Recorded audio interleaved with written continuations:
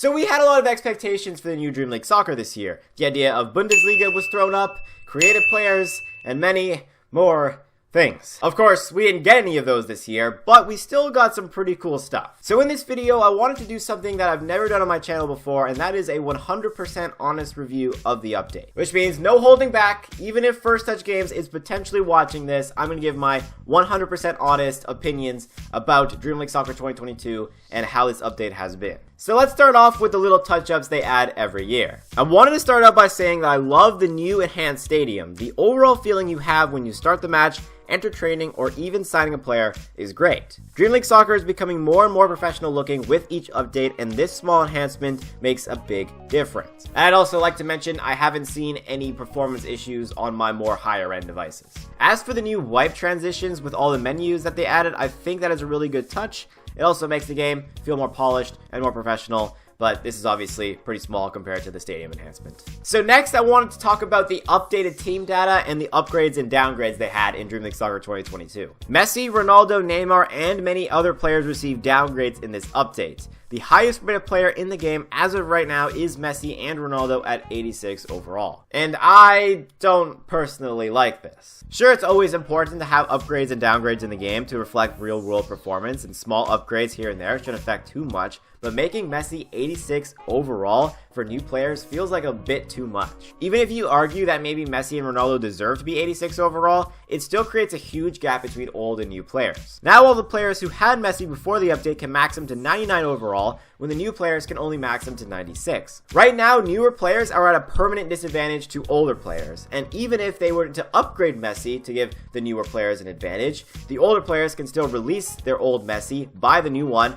and then boom, they have their upgraded Messi. What I think First Touch Games should consider is having the upgrades and downgrades take effect whether or not they are in your club already. Now I understand that most likely coaching complicates this, okay? If Messi gets downgraded from 89 to 86, how are you going to downgrade a 99 Messi to 96 overall? Everyone's max Messi is somewhat different, so which stats are you going to decrease on every single player's account? But even if this is the main reason why team data only affects players that aren't already in your club, I still think First Touch Games should consider this. Newer players have a hard time progressing already, don't lower their team overall too. As for the new facility that First Touch Games added in this new update, I think it was kind of useless and a huge waste of potential.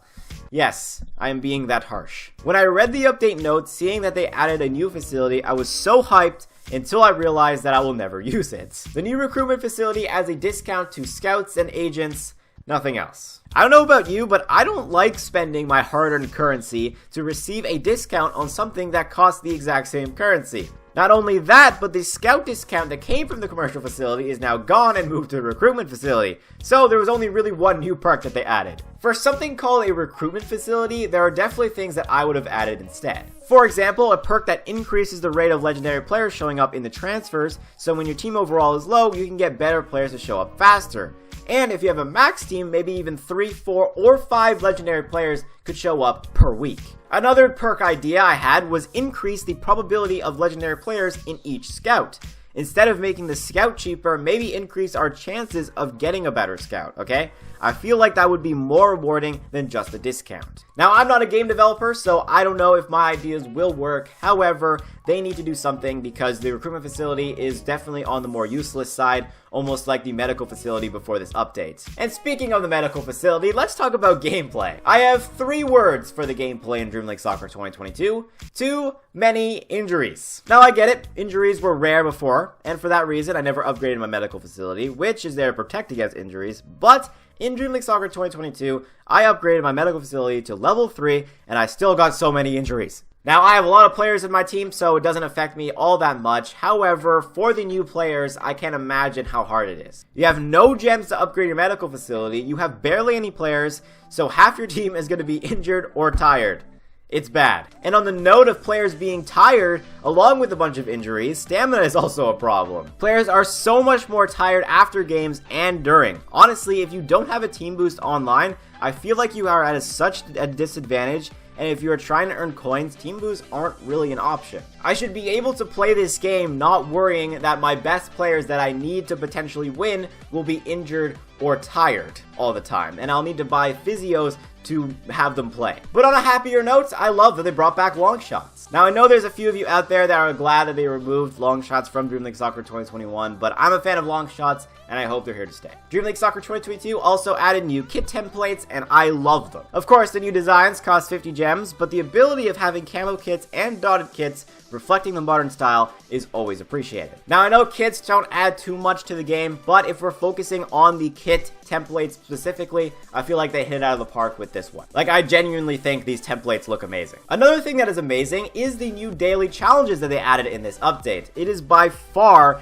the best addition to the update. Honestly, without daily quests, I would be unbelievably disappointed with this update. I feel like this small feature saves the entire thing. I always talk about progression in Dream League Soccer, and as I mentioned earlier, newer players have more and more trouble progressing compared to the older ones. So First Touch Games has addressed this by adding in daily challenges that are fairly easy to complete and don't feel grindy at all. Unlike some games, FIFA Mobile. You get rewards and a reason to come back to the game every single day to complete your challenges, and it feels like you're actually progressing through the game. Although one thing I would like to mention is that I'm kind of confused why rewards are different for each division you're in career mode. In the Academy divisions, I can only earn coins for completing challenges, but in the Legendary division, I can get Season Pass points, gems, or even coins. I'm not sure why this is the case, maybe to encourage to progress through the career mode to get better rewards from daily challenges, but I could argue that coins are better than Season Pass points, especially if you don't buy the gold side of it. But you know what, I'm sure there's a rational reason behind this, and either way, daily quests are amazing.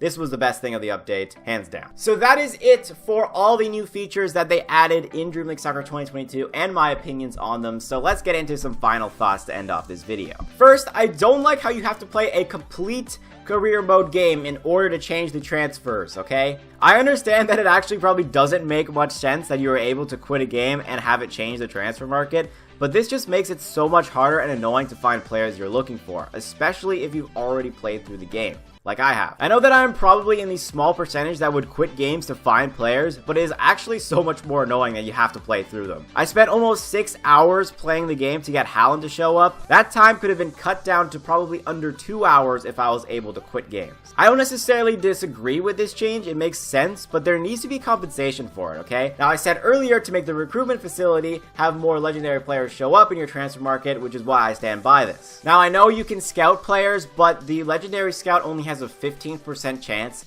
of getting a legendary player, which is just way too low. And for the amount of available legendary players there are in the game, you almost never find the player you want before you run out of coins. So that's why I feel like this needs to be addressed. More things this update is missing, like I said at the beginning, are creative players. To be completely honest, I don't mind this. I know creative players are always great, but I also want this game to be professional, and that would be kind of ruined if I get a fully 100 creative players that are readily available. We're also missing Bundesliga in this update, but I feel like we just had our hopes a little too high for that one. They just don't have licensing, okay? That's just the way it's gonna be. But one thing that I found kind of disappointing was how little they changed this Season Pass. I keep saying that Season Pass needs to be improved, okay? It needs more custom rewards, exclusively Season Pass related rewards, rank up tokens, I don't know, something so people would buy it. But the only thing we got was the daily challenges that gave us season point rewards if we completed the challenge.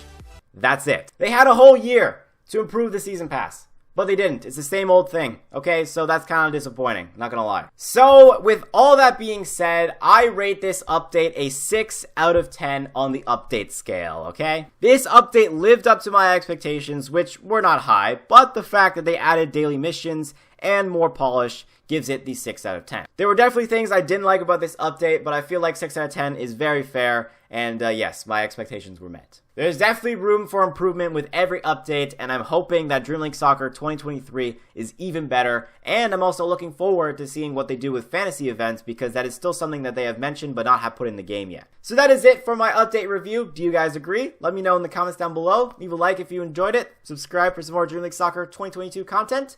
But anyway, I'll see you guys in the next video.